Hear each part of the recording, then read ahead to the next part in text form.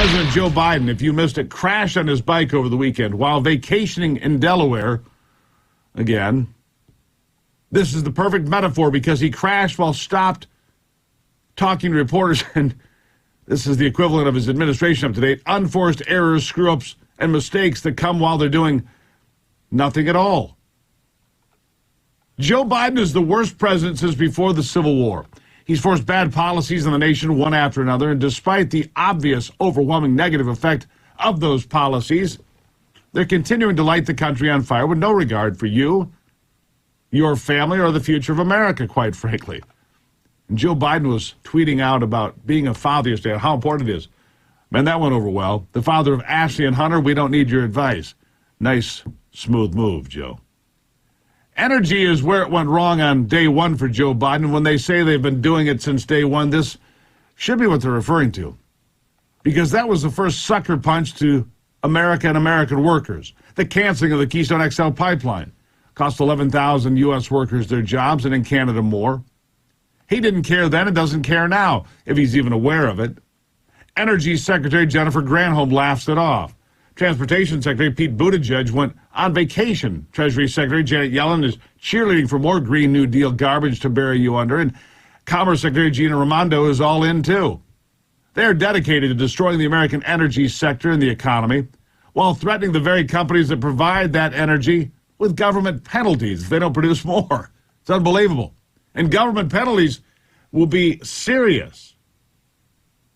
It's like a chapter straight out of Atlas Shrugged by Ayn Rand, because they're also being threatened. You have to do this.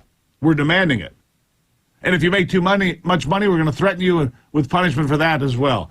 Either produce more, as we demand, and do it at cost, or lose money, then we'll be happy. I mean, it's unbelievable. The socialist central planners have gone wild. And even though gas is now just $4.98 for a national average, the price of diesel is still at all-time record territory, and that means we will all pay the price. The shortages of baby formula and tampons continue to plague those in need of those products, and there are more empty shelves every day. And by the way, have you been to the store lately? Have you seen the prices of ordinary items? Honestly? This is all part of the plan. I mean, it must be. They cannot be this incompetent or this stupid, because nobody is. It's not believable. It's just not. Because it's, of course, not just energy, it's the failure at the southern border that's sending millions of Hispanic voters into the arms of Republicans lately.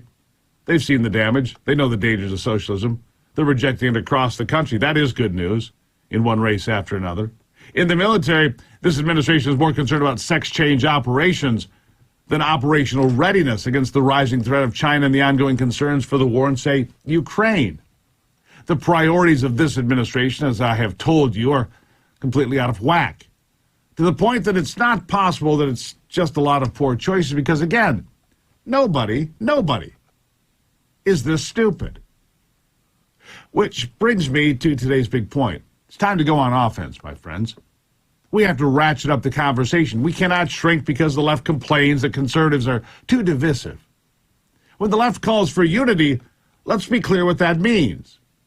When the left calls for unity, let's be perfectly clear about what that means. It means stop thinking for yourself. Fall into line, do as you're told, repeat what they tell you to repeat. That's unity in left speak. By the way, I will not.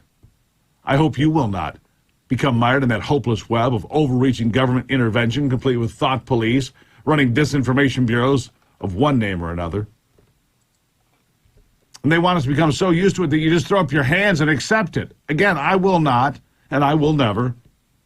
I'm an American, free to speak my mind, even if that offends you in some way. And if it did, so what? Do not shy away from doing what you know must be done now more than ever. Speak out against the things you find wrong. The destruction of energy policy, the broken border, gender dysphoria being taught as biology, the sexualization of kids in public schools, the attack on law and order, the undermining of American institutions. We're told to settle down and be quiet. Well, I'm here to tell you and assure you, anger can be a good thing. I'm pretty sure the folks that fought at Lexington and Concord were pretty angry, to say the least. And there are plenty of topics to choose from, as I have just pointed out. Plenty of topics to choose. What are you angry about? Speak up. Joe Concha, he writes for The Hill.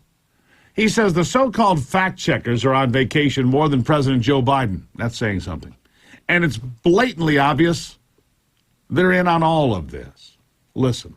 That this president, this administration has tried to mislead the American people. They do so intentionally. When they say that inflation is at its highest point since 1982 and it's been rising for 17 months, and they say, oh, that's because Putin invaded Russia 4 months ago. Yeah, fact check false. When they say that adding trillions upon trillions of dollars in additional spending somehow will lower inflation and the deficit, nah.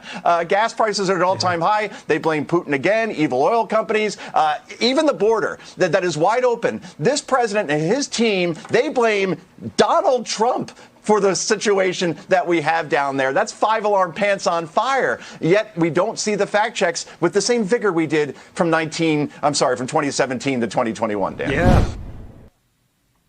Yeah. Unbelievable. So, when you've got the media saying, enough. How about Brian Deese? One of the economic advisors sent out to lie on network news as of late. He had a hard time explaining how raising taxes is going to make your groceries cheaper. I mean, that's the claim. Oh, Brian, tell me about it, would you please?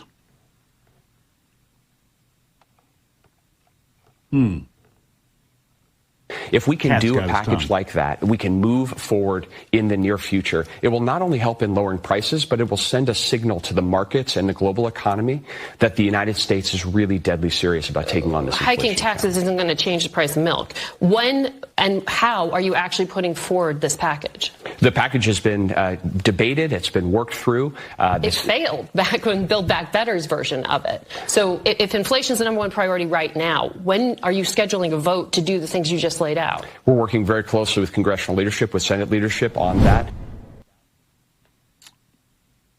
How does raising taxes lower your groceries? It doesn't. But, what else are they going to go with? Hey, the border's doing great. They've got these losses lined up. They just lost that seat in South Texas that had been a Democrat seat for 150 years since Reconstruction. 2 more on the way. 2 more Hispanic women. They call it the triple threat in South Texas now. Because you got Flores, and then she's got two more. The triple threat in South Texas against the Democrat establishment. Good fun to watch. We'll take a break. I'll be right back. Don't go anywhere. It's the Steve Gruber Show.